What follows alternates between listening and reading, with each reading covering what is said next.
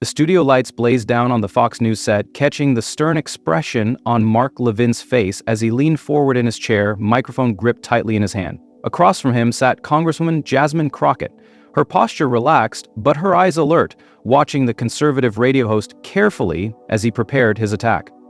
The tension in the room was palpable. Two political heavyweights about to clash on national television. "We're going live in 30 seconds, the producer called out, and Levin shuffled his papers, a smirk playing at the corner of his mouth. He had come prepared with documents he was certain would catch the Democratic Congresswoman off guard. The red light on the camera blinked on, and the host welcomed viewers to the special debate segment. Levin wasted no time going on the offensive.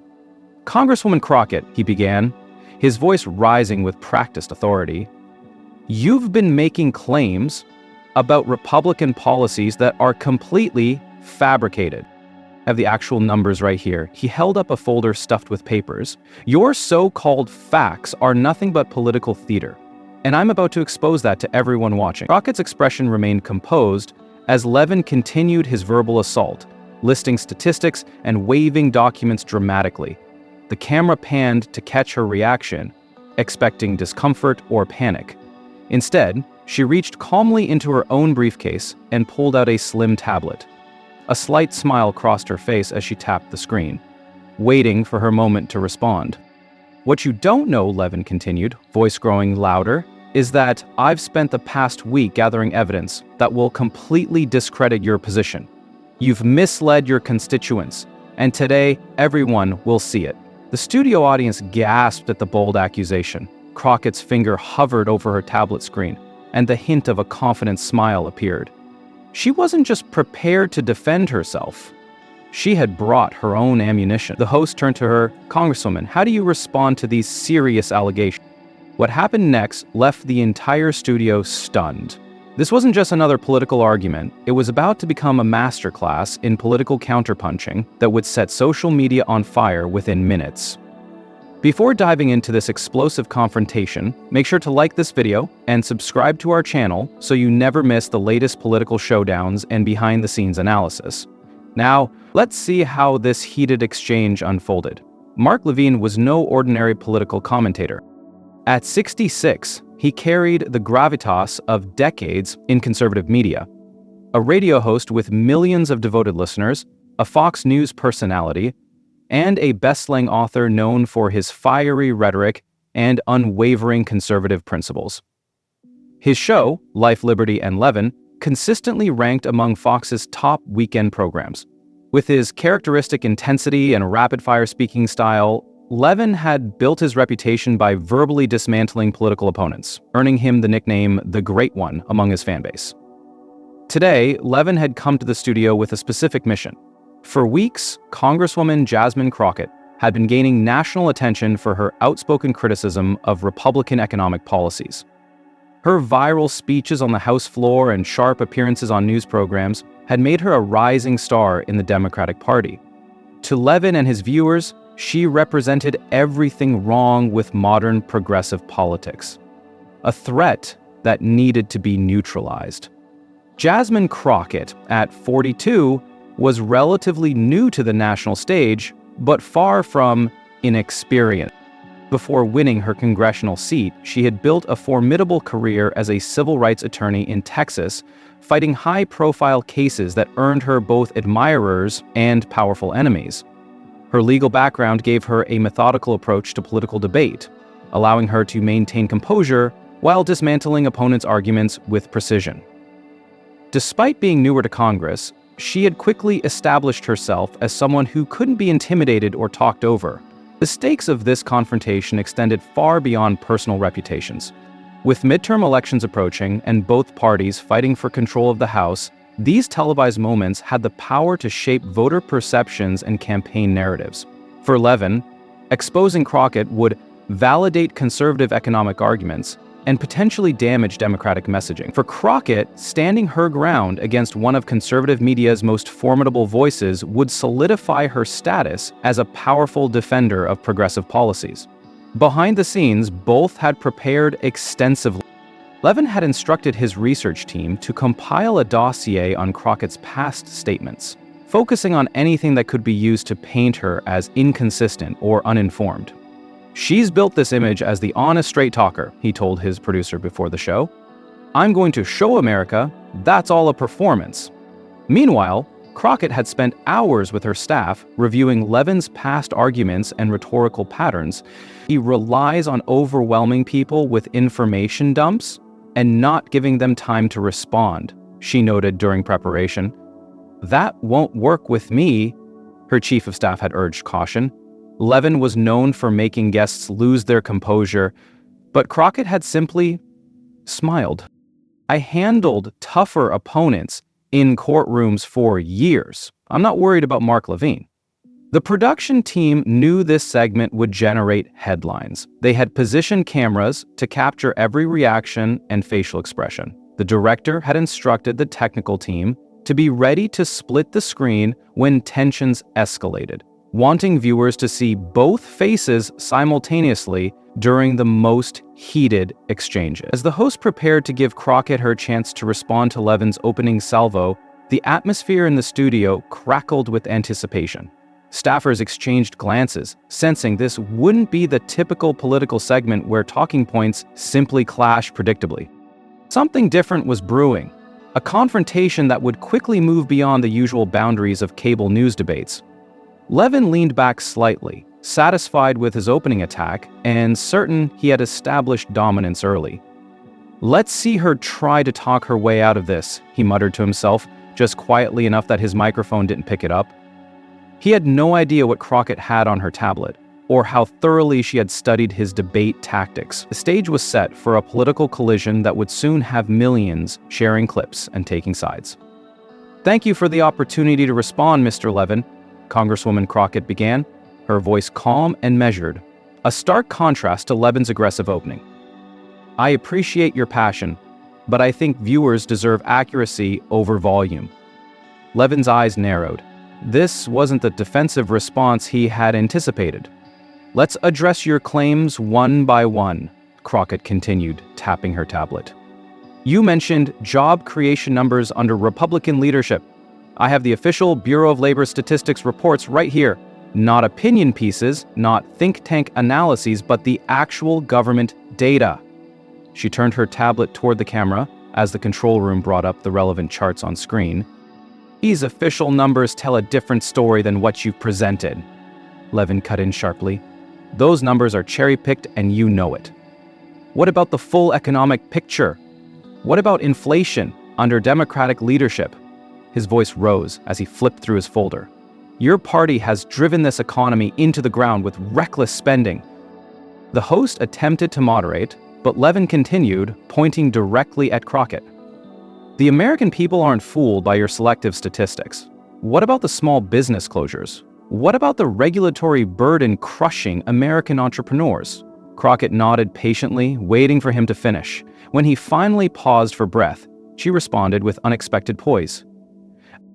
"Mr. Levin, I come from a family of small business owners. My parents built their company from nothing, so I understand those concerns personally, not just politically." Her voice remained even, but carried an unmistakable intensity. "But those same small businesses are hurt by misinformation. So let's be precise." She turned to another document on her tablet. "You mentioned regulations. I've brought the actual regulatory impact assessments from the past 4 administrations. The data shows the regulatory burden actually increased by 17% under the previous Republican administration, compared to the 12% under the current Democratic one." Levin's face flushed slightly. This wasn't how these confrontations usually went. Normally, his rapid-fire approach left opponents struggling to respond to his first points while he moved on to new attacks. "That's absurd," he retorted. "You're manipulating those numbers. What about the energy sector regulations that have devastated American energy independence?" He pulled out another document. "Look at these oil production figures. Your party has destroyed our energy dominance." The tension in the studio intensified. Staff members exchanged glances as they realized this debate was quickly moving beyond the usual talking points exchanged. The director signaled for a split-screen view, capturing both faces simultaneously. Crockett remained composed, but a hint of fire appeared in her eyes. I'm glad you brought up energy production, Mr. Levin.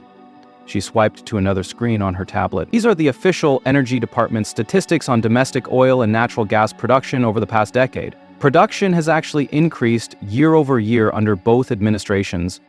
The host tried to regain control. Let's move to another topic. One moment, please, Crockett interjected firmly. Mr. Levin made serious allegations about my truthfulness, and viewers deserve to see the full picture. She turned back to Levin. You've built a career on claiming to care about facts over feelings. Simply providing the facts. The comment struck a nerve. Levin's signature scowl deepened as he shuffled through more papers. You want facts? Let's talk about your own voting record, Congresswoman. His voice took on a triumphant tone. You voted against the Border Security Enhancement Act last session, a bill that would have provided critical resources to stop the invasion at our southern border. This appeared to be the moment Levin had been waiting for. He pulled out a document with highlighted sections. I have here your statements from 2018, where you yourself called for stronger border security measures, yet, when given the chance to vote for exactly that, you refused. How do you explain that hypocrisy to the American people? The camera zoomed in on Crockett's face, viewers no doubt expecting to see panic or discomfort. Instead, a slight smile appeared. She had anticipated this line of attack. I'm actually glad you brought up that specific bill, Mr. Levin. She tapped her tablet again. I have the full text here, all 2,741 pages of it. Not just the title or the talking points, but the actual legislation.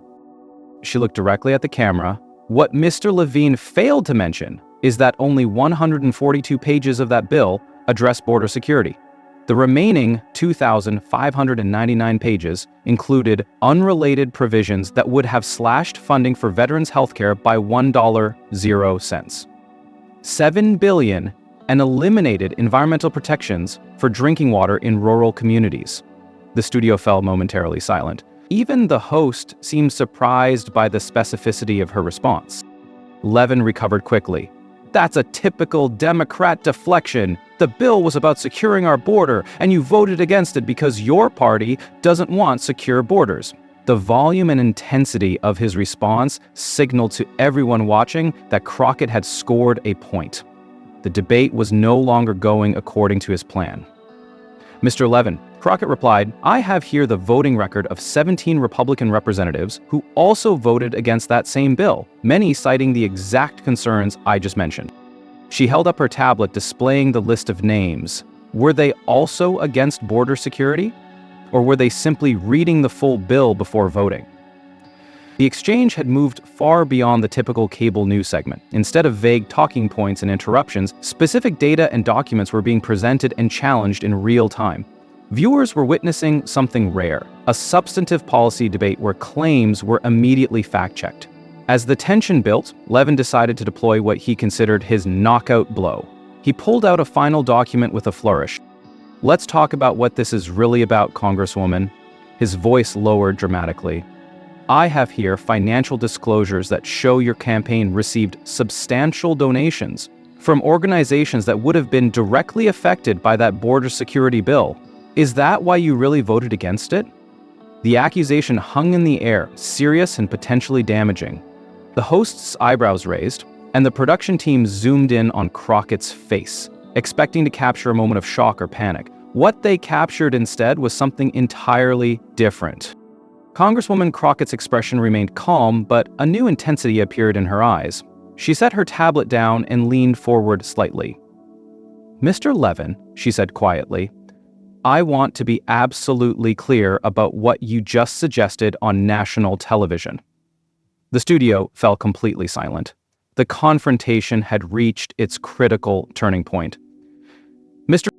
Levin, Congressman Crockett continued, her voice now carrying a controlled intensity that commanded the entire studio's attention. You just publicly suggested that my votes are influenced by campaign donations rather than the interests of my constituents. That's a serious accusation of corruption. She paused for a moment, allowing the gravity of the allegation to sink in. The camera captured Levin's expression, a mixture of satisfaction and anticipation. He clearly believed he had cornered her with evidence she couldn't refute. "Before I address that specific claim," Crockett said, "I'd like to ask, did you personally review the financial disclosure documents you're referencing?" Levin's confidence didn't waver. "Of course I did. I have them right here." Crockett nodded slowly. "And you're certain those documents show what you claim they show?" "Absolutely," Levin replied firmly, holding up a stack of papers with highlighted sections. "The evidence is clear." "That's interesting," Crockett said, reaching once more for her tablet. "Because I anticipated you might make this exact accusation. It's become a common tactic when substantive policy arguments fail." She tapped the screen and looked directly at the host. "I'd like to request that the network put these documents on screen for viewers to see clearly." The host, sensing a pivotal moment, nodded to the control room. Seconds later, two documents appeared side by side on screen. On the left, Crockett explained calmly, is the financial disclosure report Mr. Levin is referencing. On the right is the complete Federal Election Commission filing for my campaign during that period. She turned to Levin. "The document you're holding, Mr. Levin, is not my financial disclosure at all. It appears to be for Congressman James Crockett from Minnesota, no relation to me, and a Republican, incidentally." The studio fell completely silent. Levin quickly glanced down at his papers, his expression shifting as he realized the mistake. "Furthermore," Crockett continued, not allowing him time to recover, "the actual FEC filings for my campaign show something quite different from what you claim." She pointed to specific sections as the camera zoomed in. "During that period, my campaign received 0 donations from the organizations you mentioned." Levin attempted to interject, but Crockett held up her hand. "I'm not finished, Mr. Levin. You made a serious allegation and I deserve the chance to respond fully." Her voice remained measured, but carried unmistakable authority. "What my actual financial disclosures do show is that I have consistently refused donations from several special interest groups that have tried to influence border policy, regardless of their position." She tapped her tablet again, bringing up another document.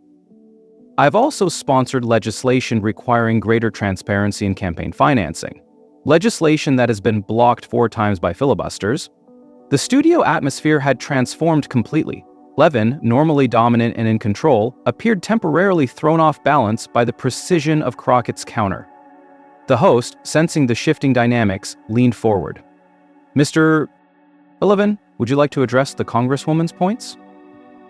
Levin quickly regrouped, his voice rising again. "This is a distraction from the real issues. The American people care about the border crisis your party has created, not campaign finance technicalities." Crockett smiled slightly. "With respect, Mr. Levin, you brought up my campaign finances, not me. I'm simply correcting your inaccurate statements." She turned back to the host. "And since Mr. Levin seems concerned about who influences political decisions, perhaps we should also discuss the 7-figure advertising contracts his radio show has with companies that have actively lobbied against the very border security measures he claims to support." The revelation landed like a thunderbolt. Levin's face flushed as he realized Crockett hadn't just come prepared to defend herself, she had come with her own ammunition. "That's completely false," Levin shot back. "My advertisers have nothing to do with my political positions." "I agree they shouldn't," Crockett nodded, "and neither should my campaign donors influence my votes, which is why I've supported every meaningful campaign finance reform bill since taking office." She displayed yet another document. "Here are my voting records on those bills, all publicly available." The host, recognizing the dramatic shift in the confrontation, attempted to steer the conversation back to policy. "Let's return to the border security issue." "Actually," Crockett interjected, politely but firmly, "since Mr. Levin questioned my integrity, I think viewers deserve to see the complete picture." She turned directly to Levin. "You frequently criticize career politicians for not understanding real American struggles. Before I was elected, I spent 15 years as a civil rights attorney, often working pro bono for families who couldn't afford legal representation." She paused, letting her words sink in. "I've sat at kitchen tables with families being evicted. I've helped veterans navigate bureaucracy to get their benefits. I've represented children in failing school systems. That experience informs every vote I cast. The studio remained silent as Crockett continued, her voice gaining strength without raising in volume. So when you suggest that I vote based on campaign donations rather than my constituents' needs, you're not just attacking me, you're dismissing the real people I've dedicated my career to serving. The camera caught Levin's expression, a mixture of frustration and grudging respect. He hadn't anticipated this level of preparation, or this effective a counter-narrative. The American people see through this performance, Levin attempted, but his response lacked his usual conviction. "This isn't a performance, Mr. Levin," Crockett replied. "These are verifiable facts." She gestured to her tablet. "Everything I've presented today comes with citations and sources. Official government data, voting records, and legal documents, not opinion pieces or selective interpretations." She looked directly at the camera. "And I believe viewers at home deserve that level of factual accuracy in our political discourse." She says, "Many did." The host, sensing a powerful television moment, decided to press further. "Congresswoman, you've effectively challenged several of Mr. Levin's claims with specific documentation. What do you think this exchange says about our current political climate?" Crockett took a moment before responding thoughtfully.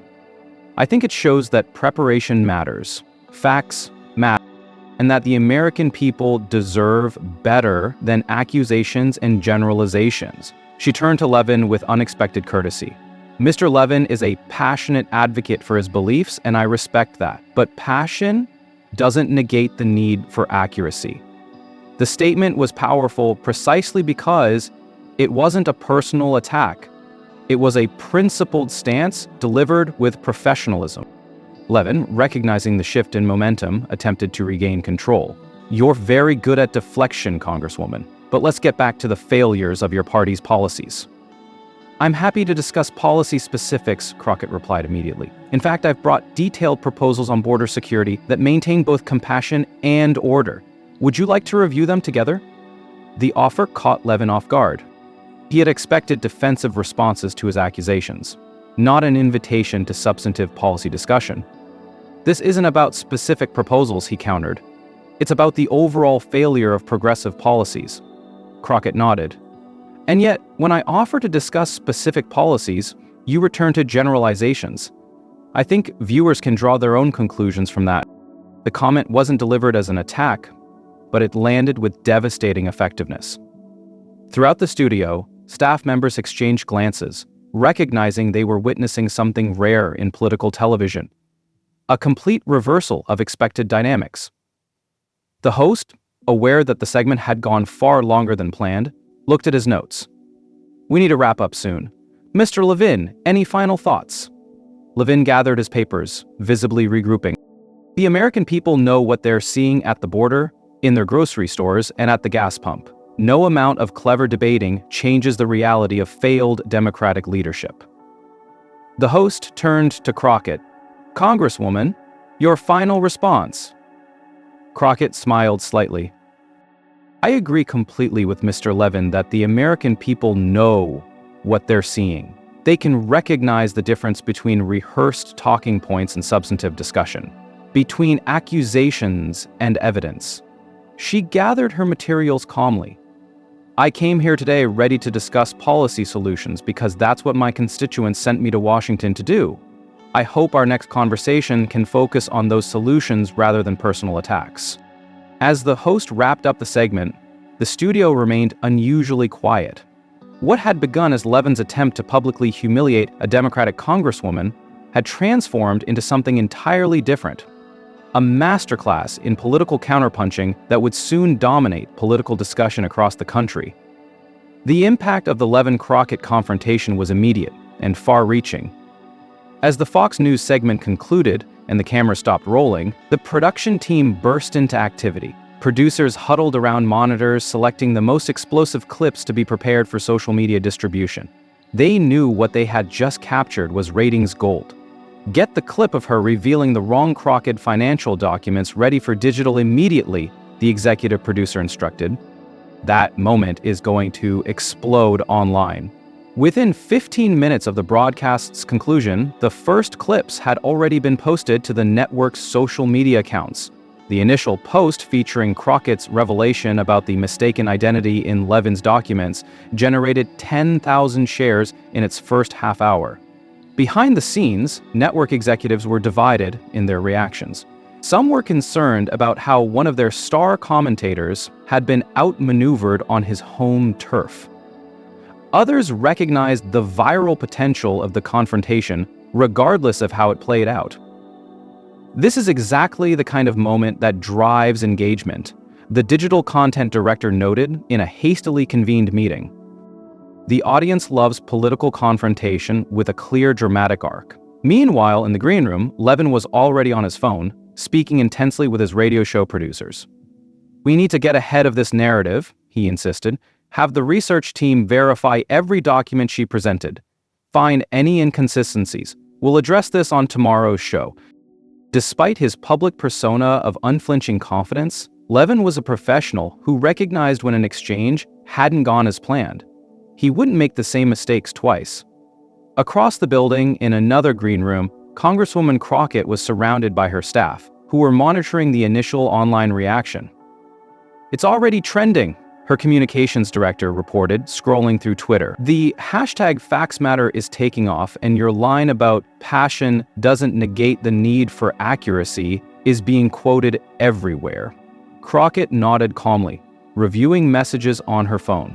"What matters is whether people engage with the actual policy issues. The actual hardness of policy. Are they discussing border security solutions or just the confrontation itself?" "Both, actually," her digital strategist replied, showing her a metrics dashboard. "The clip where you offered to discuss your border security proposal is getting significant engagement from independent voters." Outside the studio, the political implications were already taking shape. Within an hour of the broadcast, prominent conservative commentators had divided into two camps. Some rallied around Levin, claiming Crockett had used lawyer tricks to avoid substantive policy discussion. Others, particularly those with legal backgrounds, acknowledged the effectiveness of her preparation and evidence-based approach. "What we just witnessed was the danger of coming unprepared to a policy knife fight," a conservative former judge commented on a rival network. Mark brought generalizations to a debate against someone who brought specific evidence. That rarely ends well, regardless of which side you're on. Progressive media outlets were quick to champion Crockett's performance as a template for Democratic messaging. "This is how Democrats need to engage," one prominent liberal commentator argued, "not by matching hyperbole with hyperbole, but by calmly presenting facts that expose inconsistencies." By evening, the confrontation had transcended mere political entertainment to become a case study in media strategy. Journalism schools were already requesting permission to use clips for classes on political communication. Communication directors for several congressional campaigns had sent the footage to their candidates, with notes about effective counter-messaging techniques. The impact extended beyond media circles. By the following morning, Crockett's campaign reported a surge in small-dollar donations, over $2.00, $3 million from more than 57,000 individual contributors in less than 24 hours. Her social media following had increased by nearly 200,000 across platforms. Perhaps most significantly, her office was flooded with requests for the border security proposal she had mentioned during the debate. What had begun as a rhetorical offer to discuss policy specifics had transformed into actual public demand for those specifics. Levin, too, saw engagement metrics spike. His radio show the following day recorded its highest listenership in months, as audiences tuned in to hear his response to the viral confrontation. Never one to back down, Levin opened his show with a spirited defense of his approach. "What we saw yesterday was classic misdirection," he told his listeners. Crockett used procedural arguments to avoid addressing the catastrophic results of her party's policies. But the American people aren't fooled by clever debating tactics. Yet even as he sought to reframe the narrative, Levin made a notable adjustment to his approach. When a caller asked about immigration policy, he responded not with generalizations, but with specific data points and policy proposals, a subtle but clear indication that Crockett's methodical approach had influenced his own strategy. The political establishments of both parties were quick to draw broader lessons from the exchange. Democratic congressional leadership began circulating an internal memo highlighting Crockett's preparation as a model for upcoming midterm candidates. This demonstrates the effectiveness of evidence-based responses to emotional appeals, and the memo stated, "Our candidates should be prepared to counter narrative-based arguments with specific, verifiable facts." Republican strategists, meanwhile, warned their candidates about the dangers of underestimating opponents. The assumption that progressive representatives can be easily flustered with aggressive questioning clearly doesn't apply to those with litigation backgrounds, one GOP consulting firm advised its clients. Approach these confrontations with thorough preparation. Media analysis of the confrontation continued for days, with particular focus on how it represented evolving dynamics in political communication. What we witnessed wasn't just two politicians arguing, a respected political scientist noted on a Sunday morning talk show. It was a clash between two fundamentally different approaches to political persuasion: emotional narrative versus evidence-based argument. Social scientists and political researchers found particular interest in the audience reaction. Initial polling showed that while partisan viewers predictably supported their ideological champion, independent voters responded strongly to Crockett's methodical approach.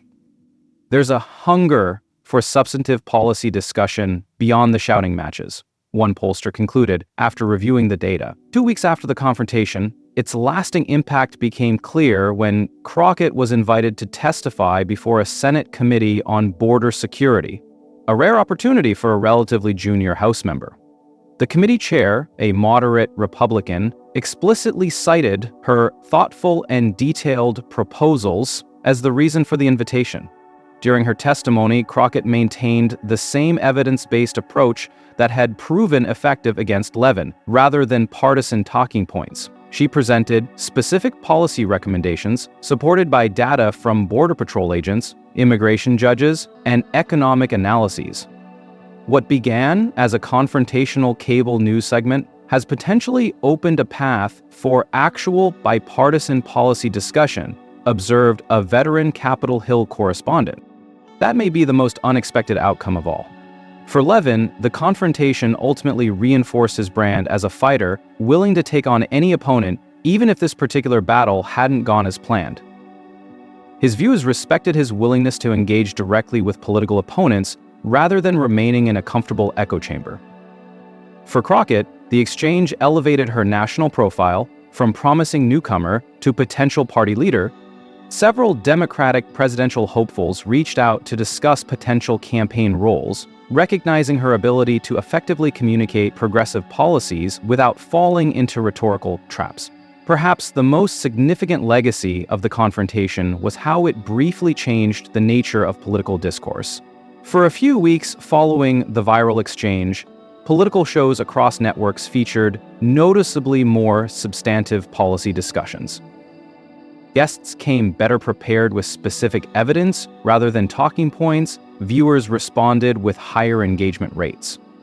While cynics noted that this effect was likely temporary, others saw it as proof that American political discourse could indeed rise above shouting matches and personal attacks, that audiences would respond positively to substantive debate when presented with it. 6 months later, when Levin and Crockett unexpectedly found themselves on the same panel at a policy conference, the audience fell silent in anticipation of another dramatic confrontation. Instead, they witnessed something more remarkable: a substantive, evidence-based discussion between two passionate advocates who had learned from their previous encounter.